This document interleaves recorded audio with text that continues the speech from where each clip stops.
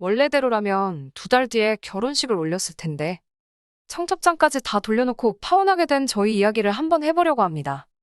파혼한 게 뭐가 자랑이라고 동네방네 떠벌리나 싶은 생각도 들지만 이렇게라도 털어놓으면 마음이나마 조금 후련해지지 않을까 싶어서 말이에요. 결혼 코앞까지 갔던 남자친구와는 연애를 딱 2년 했어요.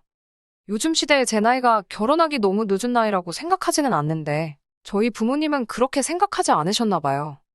남들한테 모자랄 것도 없이 준비도 다 되어 있는 애가 왜 결혼 생각이 없냐며 저를 보채기 시작하셨거든요. 그때쯤 연애하던 남자친구의 청혼을 받게 되었는데 2년이란 시간을 함께 해와서 그런지 부모님 잔소리 때문만은 아니고 좋은 사람이라 생각했기에 자연스럽게 결혼 준비까지 시작하게 되었습니다.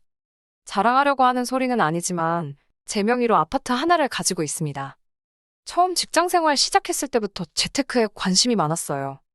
그때쯤 남들 놀러 다니고 젊음을 즐길 시간에 저는 재테크 관련 강연도 찾아다니고 관련 서적도 쌓아두고 읽고 하면서 여러모로 공부를 많이 했습니다.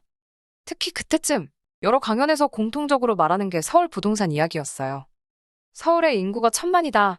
이미 포화 상태인 서울은 더 이상 투자처로 매력이 없다 하는 강연을 하시는 분들이 많았습니다. 지금 그분들은 과연 뭘 하고 계실지 모르겠지만 아무튼 저는 그런 강연들을 들으면서 반대로 생각했던 게 저희 부모님도 그렇고 이모도 삼촌들도 제가 아는 어른들 전부 다 부동산으로 재미를 봤으면 봤지 손해본 사람은 한 명도 없었거든요. 그렇다 보니 강연은 강연대로 들었지만 오히려 반대로 지금이 서울의 집을 장만할 수 있는 마지막 기회인가 싶은 생각이 들었고 그때부터 부동산에 대한 공부를 시작했어요. 대출도 있고 부모님 지원도 있었지만 저는 사회초년생 때 이미 제 명의의 집을 갖게 되었습니다. 지금은 그때 집을 처음 구했을 때보다 시세가 4배 가까이 올라가 있어요. 남들 놀러 다니고 그럴 때 대출 갚는다고 허리띠 졸라맨 거 생각하면 그리고 그때 맘껏 놀러 다닌 적 없던 거 생각해보면 고생도 많이 했다 생각하고 아쉬움도 많이 남기는 합니다. 하지만 제 주변 친구들이며 사촌들 다 통틀어서 제 명의로 온전히 집을 갖고 있는 사람이 저밖에 없는 걸 보면 그땐 힘들었지만 참 좋은 결정을 내렸구나 하며 제 자신에게 뿌듯할 때가 더 많은 것 같네요. 자랑이 아니라고 했는데 제가 봐도 자랑처럼 보이네요. 아무튼 부모님이 말하신 제가 남들한테 꿀릴 거 없이 준비도 다 되어 있다는 소리는 다른 게 아니고 제 명의로 집을 가지고 있다는 말이었어요. 남자친구의 청혼에 응하면서 제가 제 명의로 된 집을 가지고 있다는 사실을 말해줬습니다. 딱히 숨길 만한 사실은 아니라고 생각했어요. 남자친구도 자기가 여태 얼마나 모아놓았는지 10원 단위까지 정확하게 말해줬는데 제가 뭐라고 숨기고 싶은 생각도 없었고 말입니다. 남자친구가 모아놓은 돈은 1억 남짓한 돈이었어요. 결혼할 때 다들 2억이다 3억이다 순수연금으로 가지고 있어야 한다. 그런 이야기가 있는데 저도 열심히 돈을 모아본 사람으로서 솔직히 그게 말처럼 쉬운 금액은 아니라고 생각했어요. 1억이나 모았다는 게 대단하다는 생각이 들 정도였지요. 그리고 그 정도 근면함이라면 결혼 후에도 돈 문제로 속 썩을 일은 없다는 생각이 들었습니다. 남자친구는 제가 제 명의로 집을 가지고 있다는 사실에 놀라더라고요. 연애하면서 제 집에 와본 적이 없는 건 아니지만 남자친구는 그게 당연히 전월세라고만 생각을 했었던 것 같아요. 사실 집이 말이 7억짜리 집이지 서울 끝자락에 위치한 구축 아파트였거든요. 그리고 저도 그간 돈 모은다고 도배랑 장판만 새로 했지 집을 고치지도 않았고 가구 같은 것도 꼭 필요한 것들만 갖추고 살았지 집을 예쁘게 꾸미거나 하지는 않았거든요. 아무튼 남자친구한테는 서운하게 들렸을 수도 있겠지만 결혼을 하고 나서도 공동명의는 꿈도 꾸지 말라고 딱 선을 그었습니다. 그렇다고 평생 내 명의로 들고 있을 건 아니고 저희가 결혼 후에 돈을 모아 더 넓고 위치도 더 좋은 곳에 집을 사게 된다면 그때 내 집을 팔아 그 돈은 한 푼도 빠짐없이 우리 집 사는데 전부 보탤 것이라 했습니다. 그리고 우리가 새로 살게 될 그 집은 지금 집을 판 데 돈이 더 들어갈지라도 둘이 같이 노력한 결과물일 테니 그땐 당연히 공동명의를 하겠다 했고요. 남자친구도 제 말이 당연히 맞다며 동의를 해줬고 저희는 그렇게 결혼 준비에 들어가게 되었습니다. 그러던 중에 남자친구가 모아놓은 돈 그건 그거대로 건드리지 않고 새 집을 구할 때까지 남겨두는 방법도 있었겠지만 그래도 결혼하면 신혼인데 달라지는 거 하나 정도는 있어야 할 거 아니에요. 그래서 결정한 게 남자친구가 모아놓은 돈으로 신혼가전이며 가구도 장만하고 조금 더 투자해서 집도 도배장판만 하는 게 아니고 아예 베란다도 트고 겨울이면 우풍이 들어오는 오래된 샤시도 바꾸고 아무리 청소해도 곰팡이가 남아있는 화장실 타일도 새로 깔고 하나부터 10까지 싹 다 뜯어고치는 리모델링 인테리어를 하기로 했습니다. 여기까지는 정말 모든 게 잘 맞아떨어졌고 화목한 결혼 생활과 행복한 미래만이 있을 거라 믿어 의심치 않았습니다. 제가 집 사는데 돈 모은다고 놀러도 못 다니고 했던 게 한이라고 했었잖아요. 그런데도 그런 후회가 전부 상쇄될 정도로 결혼 준비를 하는 동안 너무 즐거웠습니다. 연애 2년 했던 기간을 통틀어서 결혼 준비하던 몇 달만큼 인생을 만끽했던 적도 없는 것 같아요. 드레스 입어보고 식장 알아보러 다니면서 여기저기 다니고 간 김에 근처에 요즘 유행하는 핫플이 있으면 1시간 넘게 줄을 서서라도 그 유명한 음식도 먹어보고 했던 게 파혼한 지금 생각해도 그렇게 놀아본 적 없던 제 인생에 있어 좋았던 추억들 뿐이네요. 아무튼 그 중에서도 가장 즐거웠던 게 인테리어 알아본다고 여기저기 견적 내러 다녔던 그때였습니다. 제 청춘 바쳐 장만한 집이었던 만큼 집에 대한 애착은 강했지만 처음 이사 들어올 때 벽지 새로 바르고 바닥장판 새로 깔아준 게 제가 한 리모델링의 전부였으니까요. 살면서 집을 고치고 싶다는 생각을 골백 번도 더 했던 터라 리모델링 알아보러 다니면서 벽지며 타일이며 고르면서 들었던 기분이 내 자식이 있으면 새 옷 사주는 기분이 이런 기분일까? 싶을 정도였습니다. 그렇게 여기저기 인테리어 사무실 돌아다니며 견적 비교해보고 있던 와중에 남자친구한테 한 사람을 소개받게 되었는데 그건 다른 사람이 아니고 저희 신우가 될 사람, 남자친구의 누나였습니다. 파혼했지만 편의상 예비신우라고 부르도록 하겠습니다. 예비신우는 남자친구와는 터울이 좀 있었고 이미 결혼도 하고 가정을 꾸리고 살고 있었어요. 결혼 준비하는 동안 따로 소개를 받은 적이 없었는데 그래서 저는 남자친구가 예비신우에게 저를 소개시켜주려고 일부러 자리를 만든 거라 생각했습니다. 반은 맞고 반은 틀린 이야기이긴 한데 소개를 시켜주려는 목적도 있었지만 다른 목적이 있었어요. 누나가 앞으로 인테리어 견적 내는 걸 도와줄 거라 하더라고요. 견적은 사무실 실장님이 내주는 거지. 솔직히 관련 업종에서 일하는 것도 아닌데 예비신우가 뭐가 도움이나 되겠나요? 불편하기만 한 마음뿐이라서 그냥 마음만 받겠다고 거절하는데도 남자친구는 꼭 누나가 도와주고 싶다 하니 그렇게 하자고 저를 설득해왔습니다. 남자친구 딴에 오해를 충분히 할 수도 있었기는 해요. 말씀드렸다시피 제가 제 집을 꾸미는 것 또한 처음이었고 그게 너무 즐거웠다 보니 견적을 내러 다닌 곳이 한두 군데가 아니었거든요.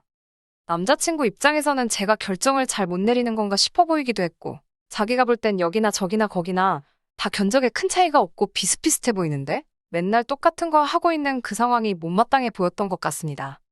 그리고 제가 업체 한 곳을 정하지 못하고 갈팡질팡하고 있으니 제가 잘 몰라서 저러나 하고 그나마 남자친구에게 가장 가까운 사람이자 결혼 선배, 인생 선배이기도 한 누나를 대동해서 자리를 만들었던 것이었고요. 그래서 본의 아니게 예비신우와 인테리어 견적을 받으러 다녔습니다. 그러는 중에 예비신우와 대화를 많이 나눴는데 그때까지만 해도 그냥 평범한 보통 사람이라 생각했지 뒤로는 그런 꿍꿍이를 가지고 있는 사람이라고는 상상도 하지 못했어요. 예비신우가 이런저런 질문을 많이 했어요. 남편 될 사람의 누나니까 많이 궁금도 하겠다 싶어 크게 신경 쓰지 않았는데 그 나이에 벌써부터 집이 있냐? 참 부럽다 하는 이야기를 했었거든요. 부모님이 사주신 거네 했는데 도와주시긴 했지만 결국 그 돈은 내가 다 벌어서 갚았다 하는 속사정까지 이야기하게 되었고요.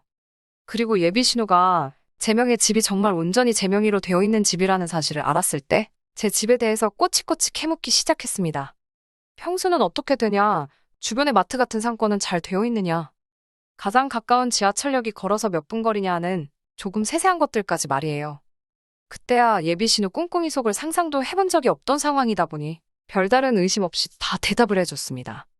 그러면서 예비신우와 함께 몇 군데 더 인테리어 견적을 내러 다녔는데 결국에는 제일 처음 견적 내러 간 곳의 사장님보다 믿음직스러운 곳이 없어 보여서 그쪽과 계약을 하기로 마음을 먹고 있었어요. 그런데 예비신우가 그런 건 계약을 확실하게 해야 한다며 저는 어리니까 잘 모를 테니 복잡한 건 자기가 해준다며 나서대요.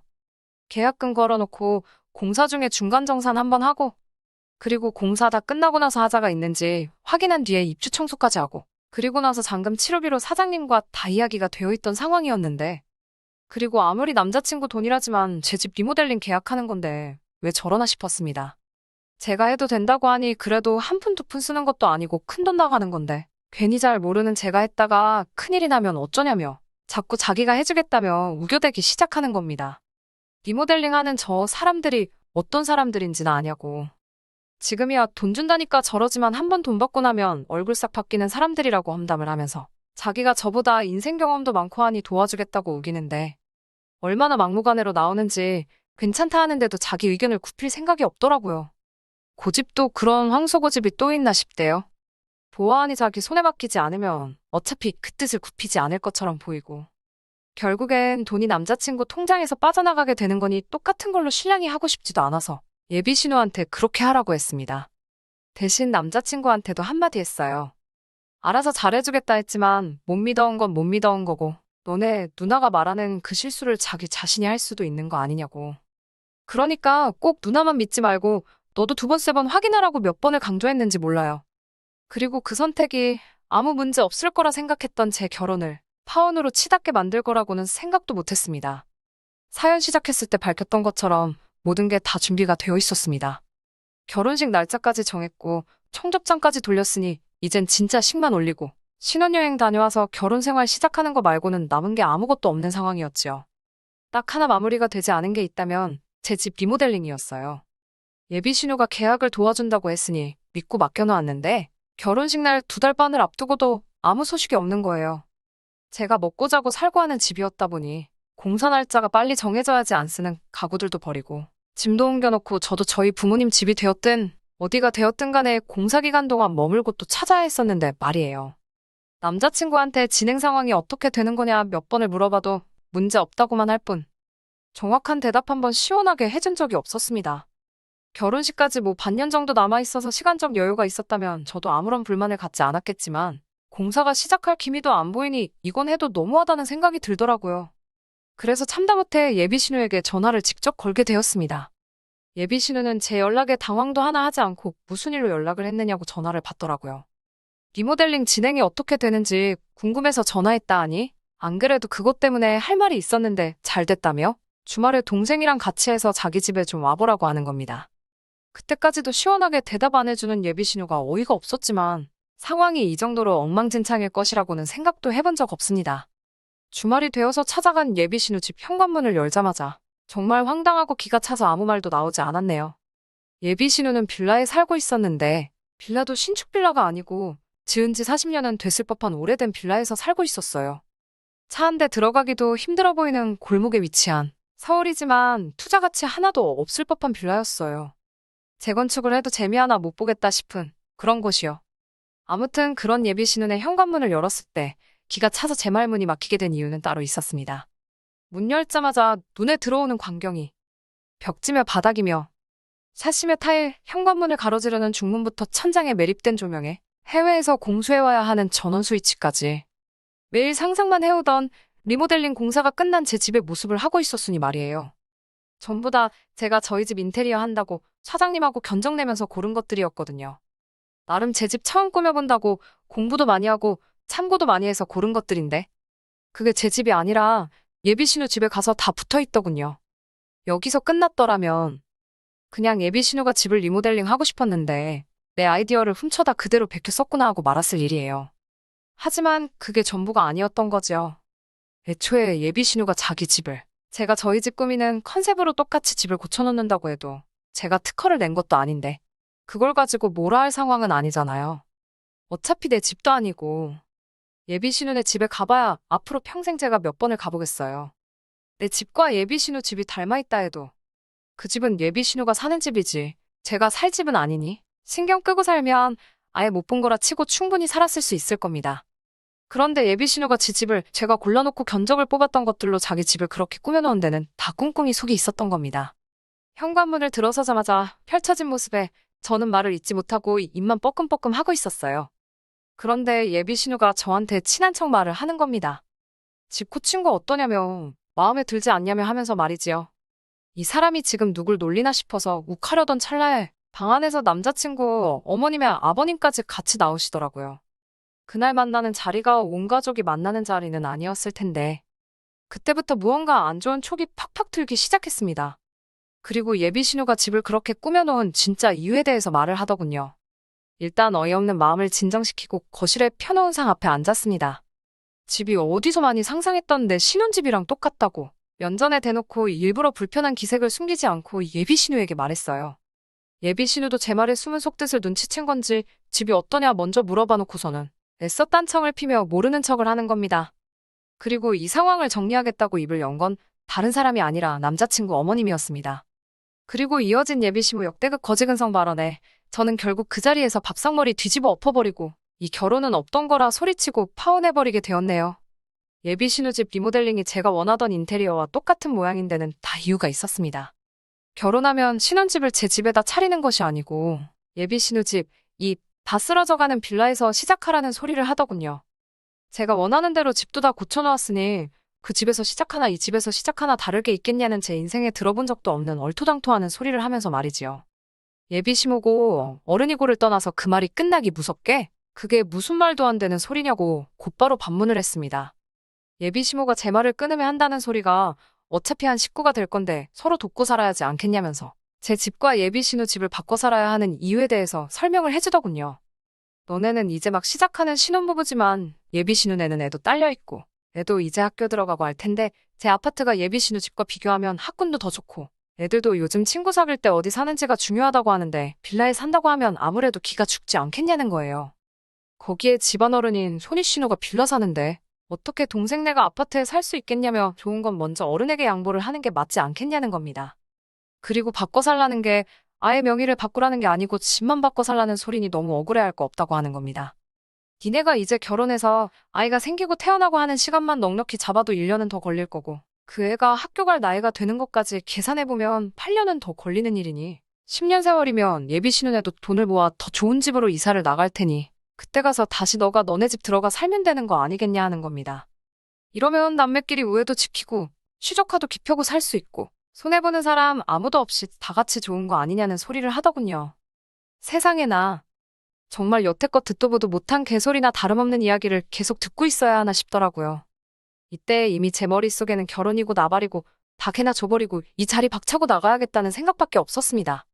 그래도 그냥 가자니 여태껏 낭비한 시간 생각하니 열받고 가만히 당하고 있을 수만은 없어서 저도 한마디 했네요. 손해는 아줌마네 집구석 사람들만 안 보는 거지 지나가는 사람 아무나 붙잡고 물어보라고 했어요. 예비 시모는 제가 아줌마라고 부른 말에 열이 받은 듯 보였지만 괜히 제 기분 건드렸다가 예비 신우가 제 명의 아파트에 들어가 사는 계획이 물거품이 될까봐 한 수 접고 부들부들 거리고 있더라고요. 예비 신우가 이대로는 안 되겠다 생각했는지 그제서야 입을 열더라고요. 다른 걸 다 떠나서 시조카 생각해서라도 자기들이 돈 모아 이사 나갈 때까지 집을 빌려달라고 하더라고요. 시조카라는 말 하지 말라고 아직 결혼도 안 했는데 시조카는 무슨 그냥 동네 놀이터에 놀고 있는 남의 집 자식이랑 다르게 뭐냐고 한마디 했네요. 이 모든 일의 원흉이 예비 신우처럼 보이겠지만 사실 진짜는 따로 있었죠. 진짜는 바로 이 더러운 꿍꿍이가 진행되는 걸 몰랐을 리 없는 2달 뒤 내 남편이 될 남자친구였습니다. 제가 미쳐 날뛰고 있으니 남자친구가 그제서야 자기는 몰랐던 일이라며 딱 잡아대는데 거짓말도 사람 봐가면서 하라고 그 자리에서 남자친구 뺨따귀를 있는 힘껏 올려붙이고 나한테 사과도 하지 말고 니네 식구들 위해 평생 니 혼자 양보하고 희생하며 살라말하고 자리에서 일어나면서 밥상머리 뒤집어 버려놓고 그 길로 그 집구석을 빠져나왔습니다. 며칠 동안 오는 문자며 전화며 다 씹어버리고 있었는데 남자친구가 제 퇴근 시간 맞춰서 제 집 앞에서 기다리고 있었어요. 머리를 바닥에 찌으며 무릎 꿇고 사과해도 받아줄 생각 따윈 없었습니다만 남자친구도 이미 이렇게 돼버린 상황에 제 마음을 돌릴 수는 없겠다는 생각을 한 건지 어이없게도 본전 이야기를 하더군요. 제가 집을 해오는 거나 마찬가지였던 결혼이었기에 결혼에 관련된 비용 전부 다 남자친구가 모아놓은 돈으로 하고 있었거든요. 집까지 찾아와 한다는 소리가 파혼은 네가 하자고 한 거니? 여태까지 들어간 비용부터 해서 예약해놓은 것도 위약금을 내야 하니 그 돈을 저보고 내라고 하는 겁니다. 거기에 더불어 지네 누나 집 고친 것도 자기 돈으로 한 건데? 제가 일방적으로 파혼을 했으니 그 돈도 돌려받아야겠다는 겁니다. 말 끝나기 무섭게 그날 니네 누나 집에서 맞은 뺨이 덜 아팠냐고 구둣발로 정강이를 차버렸어요. 다리를 부여잡고 쓰러질랑 말랑하는 남자친구한테 마음 같아선 사기죄로 고소를 해버리고 싶은데 내 아까운 시간 낭비한 거 말고는 아직 내 돈 손해본 게 없으니 참는 거라고. 어디 한번 누가 이기는지 법대로 한번 해보겠냐고 으름장을 놓으니 못 이기겠다 싶었는지 그냥 내빼더라고요. 연애하는 동안 남자친구나 남자친구 가족이나 저렇게 거지근성으로 똘똘 뭉친 사람들인 걸 미리 알았더라면 애초에 결혼은커녕 연애조차 하지 않았을 거예요. 그걸 진작에 캐치해내지 못했기에 시간 낭비를 하게 만들었지만 청첩장까지 다 돌린 마당에 결혼식 2달 앞두고 파혼했지만 아쉬운 마음은 하나도 없네요. 그래도 남자친구가 지 돈 들여서 다 쓰러져가는 지 누나네 집 리모델링 싹 다 해줬으니 남자친구 어머니 말 맞다나 남매끼리 우애도 돈독해졌을 거고 호박에 줄 긋는다고 수박 되겠냐마는 남자친구 누나도 새 집에 사는 기분이라도 낼 수 있을 테고 지 돈만 누나한테 날렸지 지네 집 식구들 손해보는 사람은 아무도 없게 되었으니 그 집 구석 사람들은 아들 동생 돈으로 이미 소원 성취한 게 아닐까 싶습니다. 끝까지 들어주셔서 감사합니다. 오늘의 사연은 여기까지입니다. 구독과 좋아요, 알람 설정 부탁드리고 더 좋은 사연으로 다시 찾아뵙겠습니다. 감사합니다.